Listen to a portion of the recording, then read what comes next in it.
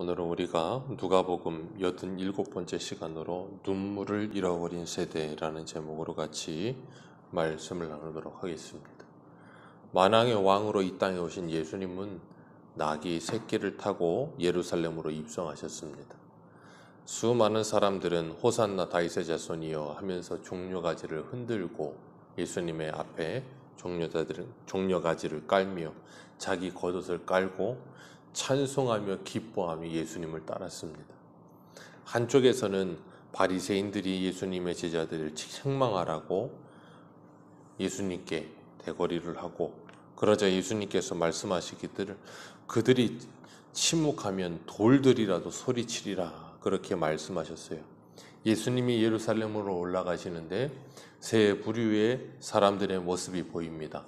첫 번째는 하나님의 뜻과 하나님의 말씀을 이루시기 위하여 예루살렘으로 올라가시는 예수님과, 그리고 자신들의 욕심과 기대를 예수님을 통하여 이루려고 기뻐하며 찬송하는 헛된 꿈을 꾸는 무리들과, 그리고 예수님의 인기를 시기 질투하여 예수님을 죽이려고 하는 바리새인들, 그 세 종류의 사람들의 모습이 이렇게 얽히고 설켜 있는 가운데 그 모든 상황과 환경을 넉넉히 이기며 예수님은 묵묵히 십자가의 길을 걷고 계십니다.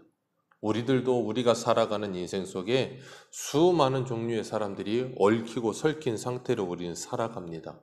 이런 세상 속에서 우리들은 하나님의 뜻을 따라 살아가면서 믿음으로 거룩하게 살아가는 하나님의 사람들 되기 위해 끊임없이 기도하며 말씀 보며 그 가운데 넉넉히 이기는 삶을 살아야 될 줄로 믿습니다. 우리의 싸워야 할 대상은 혈과 육이 아닙니다. 오늘 예수님께서 예루살렘 성을 입성하시면서 근처에 오셔서 성을 바라보시고 우셨다 그랬어요. 예수님께서 왜 우셨는가 하면 42절 때문이에요. 42절에 그들이 어두움에 쌓여 하나님의 뜻을 보지 못하고 멸망의 자리로 가고 있는 것을 보시면서 울고 계시는 거예요. 42절에 평화에 관한 일을 알았더라면 좋았을 뻔하였거니와 내 눈에 숨겨졌도다. 그걸 보았으면 좋겠는데 내 눈에 숨겨져 있도다. 우리가 지난주에도 누가복음 할 때 말씀드렸지만 예수님의 말씀을 하셔도 그들은 그 말씀이 감추어진 말씀이라 그랬어요. 그죠? 그 이유가 무엇인가 하면 그들은 하나님의 때에 하나님의 뜻을, 하나님의 말씀을, 그리고 예수님이 무엇을 하시는지, 예수님이 뭘 말씀하시는지 아무 관심이 없어요. 그래서 예수님의 말씀을 지척에서 듣고 있어도 그 말씀이 한 귀로 들어가서 한 귀로 흘러가고 아무것도 남지 않아요. 관심 없습니다. 오로지 관심은 자신들의 욕심과 자신들의 생각뿐이에요. 그러니까 거기에 대고 예수님이 아무리 말을 해야 속이의 경일기예요. 아무리 말을 해도 들리지 않습니다. 그리고 예수님이 말씀하신 것처럼 돌 위에 돌 하나도 남지 아니하리라. 토성을 쌓고 원수들이 너를 공격하리라. AD 70년에 디도 장군에 의해서, 로마에 의해서 예루살렘은 함락되고 돌 위에 돌 하나도 남지 않고 모든 것이 다 무너져 버립니다. 그렇게 그들은 남김없이 예루살렘 성이 무너지는 걸 봐요. 눈에 보이는 예루살렘 성을 의지하는 그들에게 그 눈에 보이는 예루살렘 성이 무너지게 하시고 눈에 보이는 이스라엘이 무너지게 만드시는 거예요. 그건 예수님 당시에만 그런 것이 아니라 구약 시대에도 그랬어요. 그래서 주님께서는 사무엘 때에도 그 법궤가 빼앗기게 만들어 버리셨고, 솔로몬 때 지어진 그 솔로몬 성전을 우상 숭배하듯 만들어 버리니까 그 솔로몬 성전을 아예 무너뜨려 버리시는 거예요. 그러니까 본질을 잃어버리고 비본질적인 것에 집중하기 시작하면 하나님은 그 비본질적인 것을 무너뜨려 버리시는 거예요. 그래서 본질적인 것을 보게 하시고 예수 그리스도가 진정한 성전됨을 알게 하시기 위하여 그렇게 하시는 거예요. 그런데도 요즘도 무슨 예루살렘에 제3성전 짓는다고 무너집니다. 주님께서 그런 예루살렘을 보시니 어떠시겠어요? 억장이 무너지는 겁니다. 예수님이 그래서 우시는 거예요. 보아야 할 것을 보지 못하고 들어야 할 것을 듣지 못하고 쓸데없는 일에 자꾸 지금 예수님께서는 나를 바라보실 때 나를 바라보시며 보시기에 좋았더라 하시겠습니까? 아니면 우시겠습니까? 오늘날 주님은 한국 교회를 바라볼 때 주님은 웃으시겠습니까? 우시겠습니까?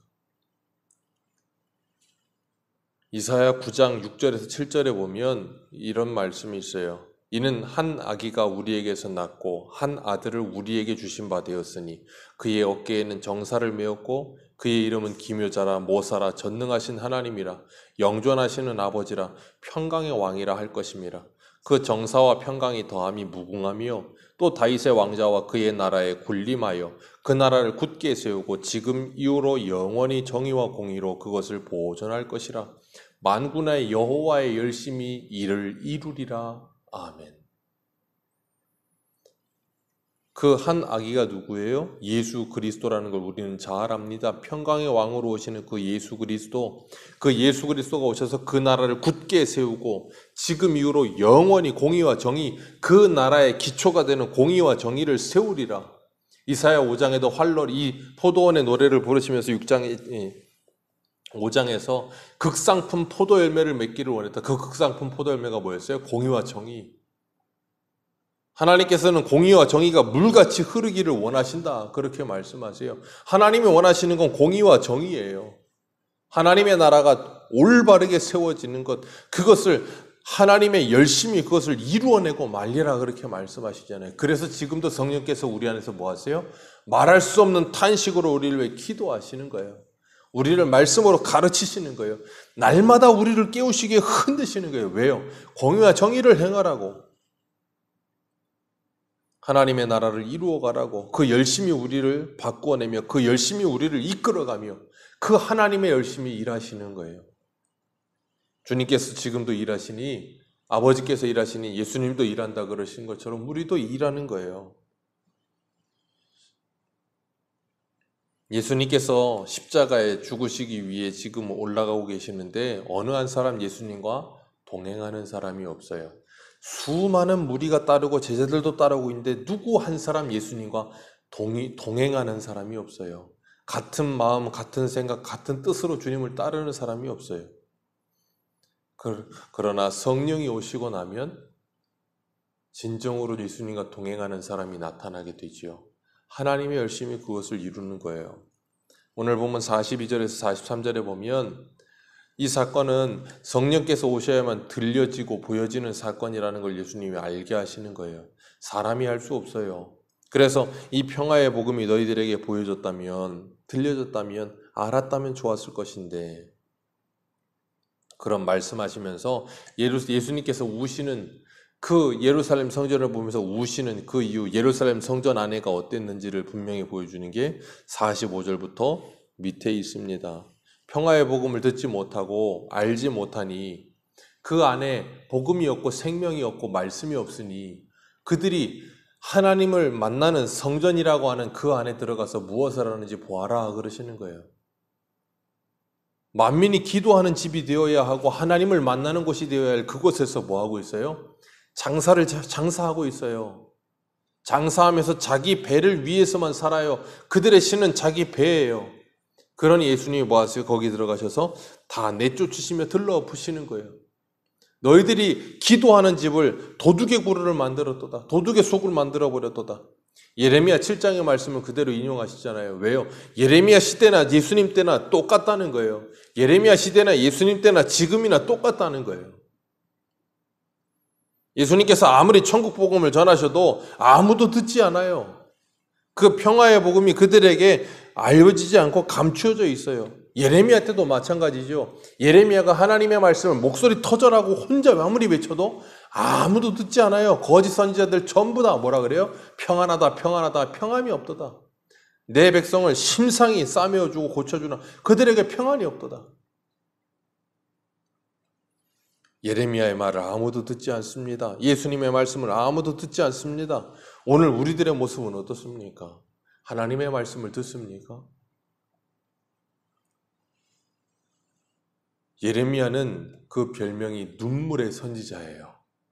예레미야는 하나님의 마음을 가지고 하나님의 말씀을 전하는데 아무도 듣지 않아요.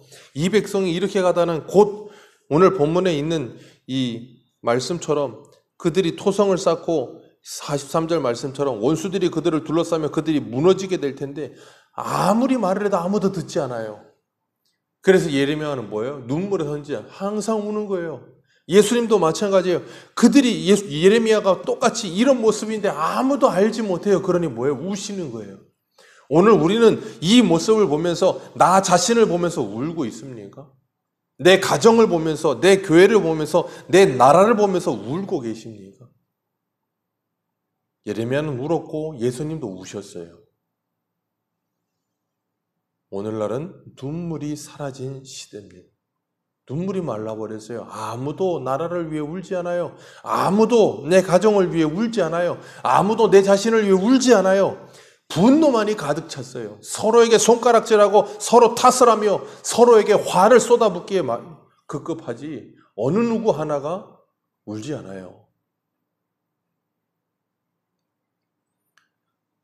코로나 시대에 교회가 자꾸 분열됩니다. 사회는 모든 책임을 교회에게 떠넘기는 듯한 모습을 보이고 온 나라가 교회는 코로나의 발상지인 것처럼 생각을 합니다. 교회는 교회들끼리 서로 탓을 합니다. 나가자 싸우자 하는 사람들과 자중해야 된다, 회개해야 된다, 사회적 책임을 져야 한다. 그러면서 교회가 죄송합니다, 플랜카드를 붙이고 서로 양분되어서 왜 교회가 이렇게 지금 서로를 왜 이런 모습으로 있는지 주님께서 만약에 이 모습을 보신다면 어떻겠습니까? 우리는 지금 하나님의 마음이 우리에게 있습니까? 정말로 하나님의 마음이 있습니까? 우리의 마음의 성전은 지금 기도하는 집입니까? 강도의 구렬입니까? 예수님께서 날마다 성전에서 가르치세요. 성전에서 가르치시는데 백성의 지도자들과 대제사장과 서기관들은 뭐예요? 예수님을 죽이려고 들어요. 예수님은 말씀을 가르치는데 예수님을 죽이려고 들어요. 이 얼마나 탄식할 노릇입니까? 그 말씀을 듣고 회개하고 돌이켜도 모자랄 판에 예수님을 죽이려고만 들고 틈만 찾아요. 입버릇처럼 메시아를 기다린다 그러는데 메시아가 왔는데도 그 메시아를 알아보지 못하고 죽여요. 백성들은 그에게 귀를 기울입니다. 지금 우리는 어떤 모습입니까? 주님의 말씀을 듣고 있습니까? 아니면 그 말씀을 싫어하며 등을 돌리며 그 말씀을 짓밟으며 내 욕심과 욕망을 채우려 하고 있습니까? 오늘 하나님은 우리를 보실 때 기뻐하실까? 아니면 탄식하시며 울고 계실까? 오늘도 내가 이 하루를 어떻게 살며 하나님을 기쁘시게 할까 고민하며 내 모습, 내 가정, 내 교회와 내 나라를 보며 눈물이 회복되는 복된 인생 되시기를 주님의 이름으로 축복합니다. 기도하겠습니다.